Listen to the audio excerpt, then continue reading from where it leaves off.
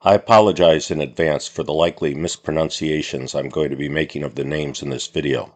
Anna-Teresa Tymieniecka was born in 1921 to a Polish and Jewish family near Krakow.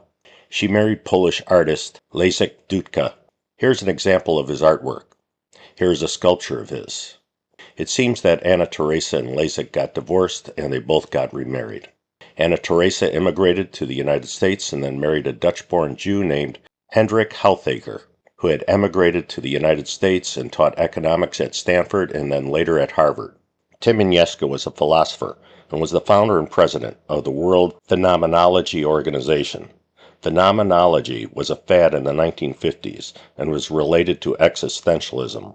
Phenomenology was introduced before the Second World War by a Jew named Edmund Husserl. Cardinal Karol Wojtyła wrote a book on phenomenology called The Acting Person. It's out of print now, but you can still find it on archive.org. He wrote of a general approach to ethics, and he wrote that a man must strive for a new and more mature expression of his nature. It would seem that the best way to do that would be through Catholicism, but Wojtyła only refers to Catholic or Catholicism only once in over 400 pages. Wojtyła selected Tymieniecka to translate his book into English, and that's where things start to get interesting. In 1986, Carl Bernstein, who was famous for his investigation of Watergate, wrote a book with Marco Politi called His Holiness, John Paul II and the History of Our Time. The book was published 9 years before the death of JP2. Bernstein devoted about 20 pages to the relationship between Wojtyła and Tymieniecka. Bernstein wrote that the Cardinal and Tymieniecka spent weeks writing together, taking walks, laboring over the text of The Acting Person. According to Bernstein, they spent countless hours together. During a period of 4 years, they worked together on the manuscript in Krakow, in Rome, in Vermont, in Switzerland, and in Naples, and they maintained a regular dialogue and correspondence that turned, by her account, for the most part, on philosophy. She promoted him, helped plan his first extended visit to the United States, and arranged for Harvard to invite him to deliver his first American lecture. Working with the apostolic delegate to the United States, she secured speaking engagements in Washington. She managed to get him an invitation to tea with President Gerald Ford in the White House. The Cardinal had to decline because of schedule conflict, and she flooded the media with press releases announcing the visit to America and the distinguished Polish Cardinal, who some Europeans were saying might be in the running for the papacy. Wojtyła and his private secretary, Father Stanislaw Ziewicz, stayed at the country home of Madame Tymieniecka in the summer of 1976. The Cardinal celebrated Mass each morning at the picnic table in the backyard. He borrowed her husband's shorts to wear beneath his swimming trunks when they went swimming in a neighbor's pond, and they took long walks, usually in the company of Ziewicz, to discuss philosophy and their work. A picture from around this time at the piano of her house in Vermont shows her as a fetching, diminutive woman in a miniskirt, her blonde hair pulled back in a short ponytail. She devoted herself totally to the project for 4 years, visiting him 6 times each year in Krakow and Rome, working with his secretary and with the Cardinal, and then returning to her home in New England to work alone on the manuscript. Now, this seems to be an extreme amount of time for a translation, even if there was an overhaul of the book, as she states there was. Of her trips to Poland, she wrote, "Often we went to the mountaineering part of the countryside, and the Communist Secret Service would follow the Cardinal. Mucha, the Cardinal's chauffeur, would try to lose them. They developed a close relationship that lasted the rest of their lives. In fact, Tymieniecka visited John Paul while he was on his deathbed the day before he died." Tymieniecka told Bernstein that during the 3 weeks between the Eucharistic Congress and Cardinal Wojtyła's lectures and the meetings with the American Catholic leaders in Washington and other cities, he stayed twice at Tymieniecka's house in the Vermont woods, 6 or 7 days in all. Bernstein asked whether a romantic relationship developed. Despite having been married twice and having 3 children, she answered, "I will be extremely personal and tell you that I am not interested in sexuality in any way." Bernstein then asked whether she loved the Cardinal, even if it was not sexual, and she denied it.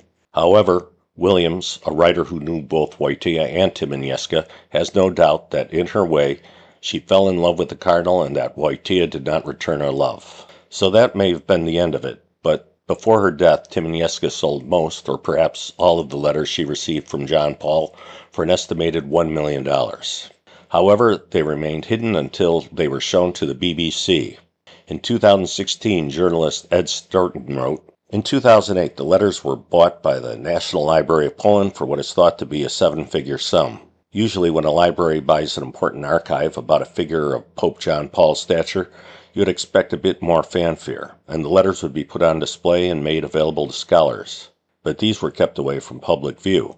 By agreement, the letters were kept hidden during John Paul II's canonization process so that they wouldn't muddy the waters for him.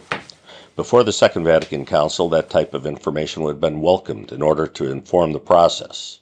But then came the Second Vatican Council. With the Novus Ordo Church, that type of information was suppressed. Canonization had become more like a political campaign. I have only seen one side of the correspondence, his letters to her, and it is, of course, sometimes impossible to know what the Cardinal is referring to. But I have done some old-fashioned journalistic sleuthing, and I believe that at an early stage of the relationship, probably in the summer of 1975, Anna-Teresa Tymieniecka told Karol Wojtyła that she was in love with him. But his letters to Anna-Teresa Tymieniecka are at times more intensely emotional, sometimes wrestling with the meaning of the relationship. He wrote, "Once, I remember exactly when and where, I heard these words, 'I belong to you.' And for me, first of all, the gift of person resonated in them. I was afraid of this gift, but I knew from the beginning, and I still know, and better now, that I have to accept this gift as a gift from heaven." This is the way a husband speaks to his wife, not the way a writer speaks to his translator. But somehow he convinced himself that her gift of herself needed to be accepted as if it had been a gift from heaven. He also wrote, "If I did not have this conviction, some moral certainty of grace and of acting in obedience to it, I would not dare act like this." So, this is a weird thing to write. It seems that he justified maintaining a scandalous relationship because he had a certainty of grace. All he needed to do was act in obedience to grace, whatever that means. So this fits quite nicely with his embracement of Sister Faustina's heretical assertion that everyone has a right to mercy. After her death, a huge cache of photographs was found among Tymieniecka's possessions. We're used to seeing John Paul in formal papal clothing amid the grandeur of the Vatican, and yet here he is on ski slopes and wearing shorts on lakeside camping trips. The photographs suggest that Tymieniecka had understated the extent of the relationship when she had earlier been interviewed by Bernstein. The photos indicate that the couple had gone on ski trips together. They show the two of them camping together. Note that there are only 2 chairs in the tent. Though there is no evidence that the couple had sexual relationships with one another, the relationship was nonetheless scandalous.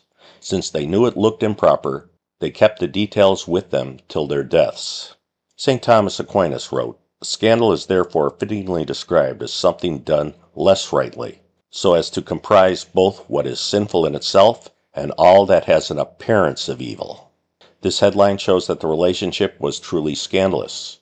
Whether their actions were sinful in themselves or not, they gave the appearance of evil. But the canonization process for John Paul II was done and dusted in record time, just 9 years. I have been unable to confirm that his correspondence with Anna-Teresa Tymieniecka was considered during the saint-making process, as it certainly should have been. Well, I hope you enjoyed this video. I'll be back again within a week with another one. But in the meantime, please check out my Facebook page and my Twitter page. Every day I post additional content that you won't find on this YouTube channel. And also, please pray for the church.